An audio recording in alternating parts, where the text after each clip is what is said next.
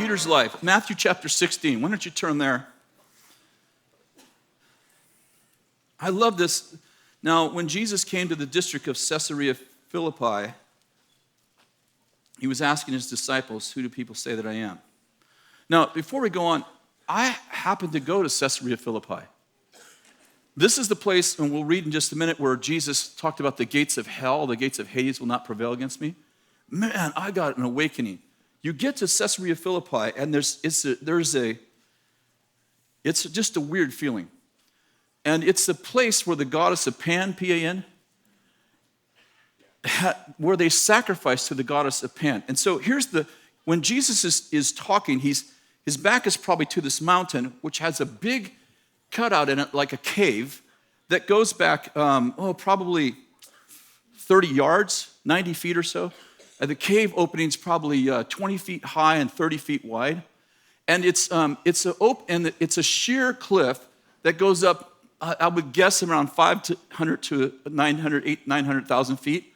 And what they did is, the god of Pan required his worshipers to give their firstborn children to him.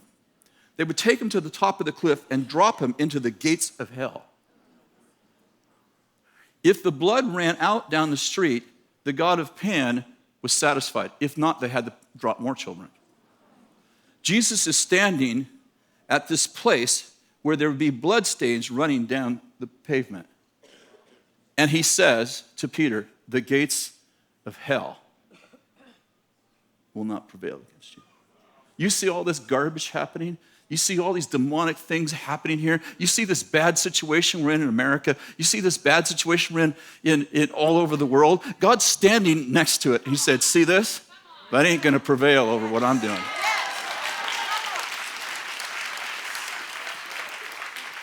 I love this story. Now, Jesus came to the district of Caesarea Philippi, and he was asking his disciples, who do people say the Son of Man is? And they said, some say John the Baptist, and others Elijah, and still others Jeremiah or one of the prophets.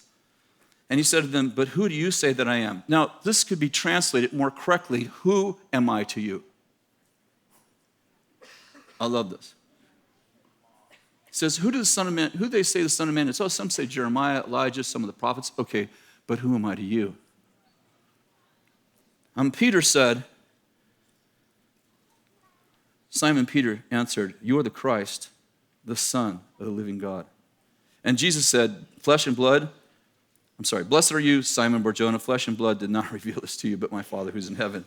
And I say to you that you are Peter. And upon this rock I will build my church, and the gates of Hades shall not overpower it. And I will give you the keys of the kingdom of heaven, and whatever you bind on earth shall have been bound in heaven, and whatever you loose on earth shall have been loosed in heaven. And then he warned his disciples, don't tell anybody I'm the Christ. Now, how many of you understand that Jesus is not just the Christ? When Jesus said, who am I to you? How many know he's the bread of life? He's the light of the world. He's the great rabbi. He's the one who was dead and alive forevermore. He's the Alpha and the Omega. And how many know we can go on and on and on? But when Jesus said, and who am I to you? Peter steps up, and I love Peter because he always talks without thinking. And it validates my life. I mean, I say things I don't know if I believe until after they come out. I can't process them inside. I have to get them out there and where I can see them. And Jesus says, who am I to you? And he said, I know who you are. You are the Christ, the Son of the living God. Christ means the anointed one, or the one anointed with power. And Jesus turned to him and he said, and you, Simon. How many know he was Simon? Simon means... It means a reed blown in the wind, and it's actually, the word Simon is actually related more to the blowing of the wind against the reed. In other words, Simon means somebody moved by the wind. No longer will your name be Simon. Your name shall be Peter, Petros, rock. The name Peter was not popular in the time of Jesus. It meant concrete. It wasn't a name of a person, it was the name of a thing. Jesus just said, no longer will you be a reed that's moved by the wind. From now on, you'll be concrete. You'll be stable. And upon this rock will I build my church, and the gates of Hades will not prevail against it. I love this story But here's the main point I want to make. Whoever Jesus is to you, he'll be through you.